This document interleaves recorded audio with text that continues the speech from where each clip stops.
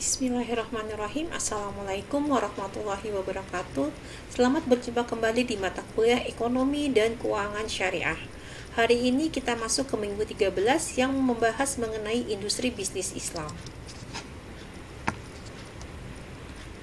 Apa saja yang akan dibahas dalam minggu kali ini adalah yang pertama, bisnis syariah, kedua, perbedaan bisnis syariah dan non-syariah, ketiga, jenis dan bentuk organisasi bisnis Islam, yang terakhir adalah prinsip dan orientasi bisnis Islam. Kita masuk yang pertama mengenai pengertian bisnis syariah. Bisnis adalah seseorang atau sekelompok dalam keadaan yang sibuk dan menghasilkan keuntungan atau profit bagi dirinya atau kelompoknya. Sedangkan bisnis dalam Al-Quran tidak hanya mencari keuntungan semata, tetapi keuntungan yang hakiki, baik dan baik kesudahannya. Jadi bisnis syariah adalah bisnis yang santun, bisnis yang penuh kebersamaan dan penghormatan atas hak-hak masing-masing sebagaimana telah dicontohkan oleh Rasulullah SAW. Ada juga yang mengartikan bisnis syariah adalah satu kegiatan yang berhubungan dengan produksi, distribusi barang dan jasa guna memenuhi kebutuhan masyarakat berorientasi laba atau profit yang dijalankan berdasarkan prinsip-prinsip syariah. Sebagian lain juga mendefinisikan bisnis syariah adalah semua aktivitas perekonomian yang berorientasikan profit atau keuntungan yang dijalankan berdasarkan prinsip-prinsip syariah. Jadi dari beberapa definisi di atas dapat kita simpulkan, bisnis syariah adalah kegiatan usaha yang sengaja dilakukan untuk memproduksi dan mendistribusikan serta menyediakan barang atau jasa yang diperlukan masyarakat dengan kesediaan membayar atau membeli untuk mendapatkan manfaat atau keuntungan yang dijalankan berdasarkan prinsip syariah. Sekarang kita masuk ke wilayah halal dan haram dalam Islam. Ada 5 wilayah halal haram dalam Islam.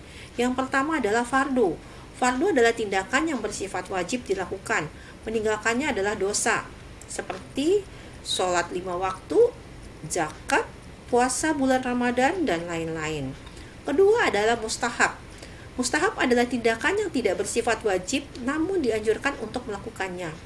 Pelakunya akan diberikan pahala, namun jika tidak dikerjakan tidak berdosa, seperti sholat sunnah rawatib, puasa sunnah, berwakaf, infak, dan lain sebagainya. Ketiga adalah mubah. Mubah adalah tindakan yang tidak bersifat wajib dan juga mengerjakannya tidak berdosa. Keempat adalah haram. Haram adalah tindakan yang dilarang dan apabila dilakukan akan mendapatkan dosa seperti berzina, membunuh, mencuri, dan lain-lain. Kelima adalah makruh. Makruh adalah tindakan yang tidak haram namun dibenci oleh Allah Subhanahu wa taala seperti merokok, bercerai, dan lain-lain. Dalam bisnis, kita masuk ke dalam wilayah mubah. Artinya, semuanya boleh dilakukan selama tidak ada dalil yang mengharamkannya. Perbedaan dari bisnis syariah dan non-syariah. Banyak azas atau banyak karakteristik yang membedakan antara bisnis syariah dengan non-syariah. Ada dari azas, motivasi, orientasi, etos kerja, sikap mental, keahlian, amanah, modal, sumber daya manusia, sumber daya, manajemen strategik, dan manajemen organisasi. Baik, kita mulai satu persatu. Kalau kita lihat dari azasnya, bisnis syariah itu sangat jelas berdasarkan akidah Islam. Sedangkan bisnis non-syariah itu sekularisme. Dari motivasi itu sangat jelas sekali dalam bisnis syariah itu kita termotivasi untuk kebahagiaan hidup di dunia dan di akhirat. Sedangkan dalam bisnis non-syariah hanya memikirkan keuntungan di dunia saja. Etos kerja mungkin kita sama-sama tinggi, baik di bisnis syariah maupun bisnis non-syariah. Tetapi perbedaannya dalam bisnis syariah, bisnis adalah bagian dari ibadah. Sedangkan dalam bisnis, menurut bisnis non-syariah, bisnis adalah bagian dari urusan duniawi. Kalau kita lihat juga dari sumber daya manusia, modal, itu sangat jelas juga terlihat dalam bisnis syariah itu mementingkan output, input, prosesnya semuanya halal dan thoyyib. Sedangkan dalam bisnis non-syariah itu tidak mementingkan masalah input, output, dan prosesnya mau halal mau haram, yang penting mereka akan mendapatkan keuntungannya. Jadi terlihat dari manajemen strategik, manajemen organisasi juga sangat terlihat visi misi organisasi terkait erat dengan penciptaan manusia di dunia. Padahal dalam bisnis non syariah itu visi dan misi organisasi ditetapkan berdasarkan pada kepentingan material belaka. Jenis-jenis bisnis syariah ada banyak sekali. Di sini hanya disebutkan beberapa saja seperti bank syariah, lembaga keuangan non-bank syariah, halal food, halal tourism, halal kosmetik, halal farmasi atau medicine, halal hospital, halal market, halal hotel syariah, halal supply chain, dan lain sebagainya. Organisasi bisnis itu pada dasarnya memakai dua prinsip, yaitu prinsip musyarakah dan prinsip mudharabah. Yang pertama kita bahas mengenai organisasi bisnis dengan prinsip musyarakah. Musyarakah adalah kerjasama antara dua pihak atau lebih untuk usaha tertentu di mana masing-masing pihak memberi kontribusi dana atau keterampilan usaha dengan kesepakatan bahwa keuntungan dan risiko akan ditanggung bersama sesuai kesepakatan. Bisnis dengan prinsip musyarakah ini ada 5 jenis. Yang pertama, syirkah al-inan. Syirkah ini adalah di mana setiap pihak memberikan porsi dari keseluruhan dana. Keuntungan dibagikan tidak harus sama, namun harus sesuai dengan kesepakatan. Yang kedua ada syirkah al-mufawadah. Syirkah yang di mana setiap pihak memberikan kontribusi dari keseluruhan dana dan berpartisipasi dalam kerja, baik itu kesamaan dana, tanggung jawab, laba, dan kerugian. Yang ketiga adalah syirkah al-amal. Syirkah antara kedua orang seprofesi untuk menerima pekerjaan secara bersama dan berbagi keuntungan dalam pekerjaan itu. Misalnya kerjasama antara dua arsitek. Yang ketiga, syirkah al-wujuh. Syirkah di mana kedua orang yang bersyirkah memiliki reputasi dan prestis yang baik, ahli dalam berbisnis. Mereka membeli barang secara kredit dan menjualnya secara tunai. Yang terakhir adalah syirkah al-mudharabah.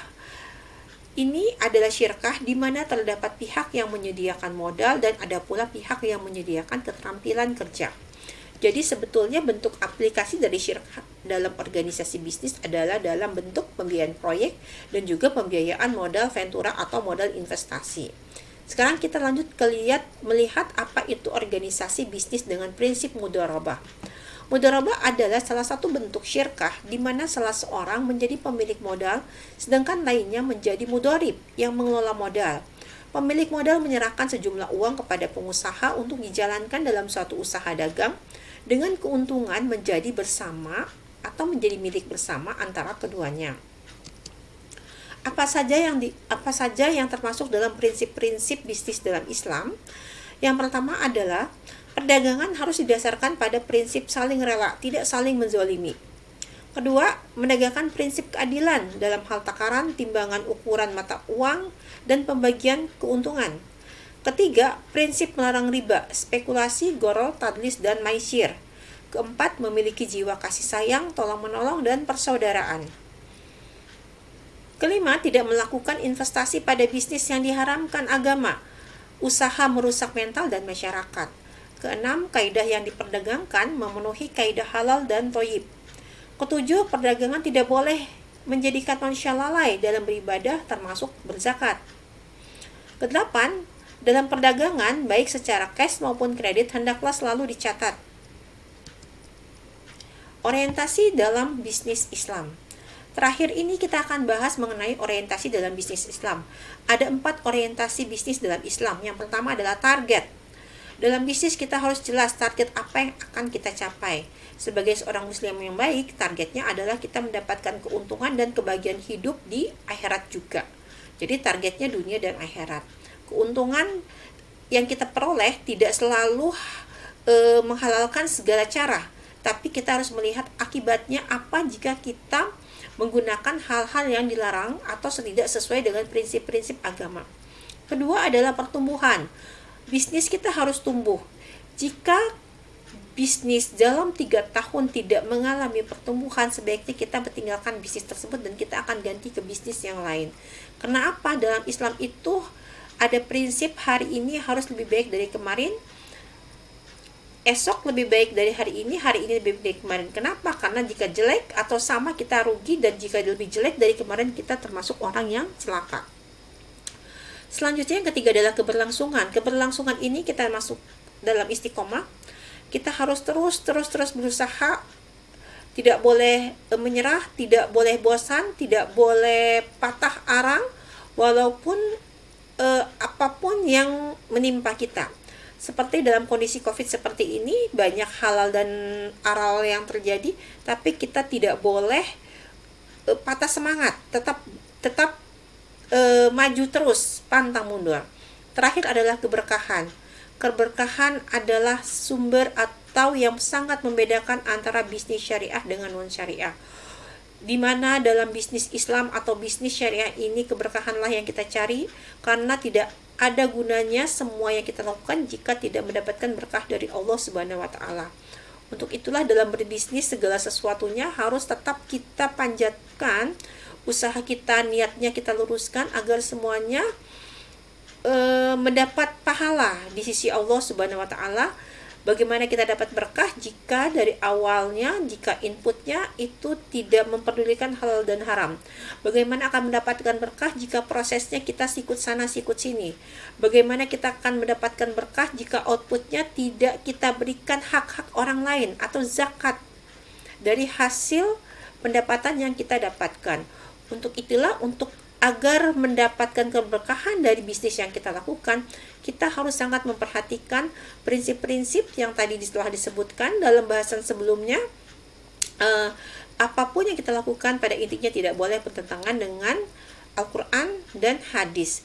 Sebagai contoh, Rasulullah adalah suri teladan, adalah pebisnis yang baik, entrepreneur yang baik, sebagai pemimpin yang baik. Untuk beruntunglah kita sebagai umat muslim yang telah diberikan contoh oleh Nabi kita Muhammad SAW. Demikianlah pembahasan kita hari ini. Terakhir sebelum ditutup, kalau ada seseorang keluar dari rumahnya untuk bekerja guna membiayai anaknya yang masih kecil, maka ia telah berusaha fisabilillah.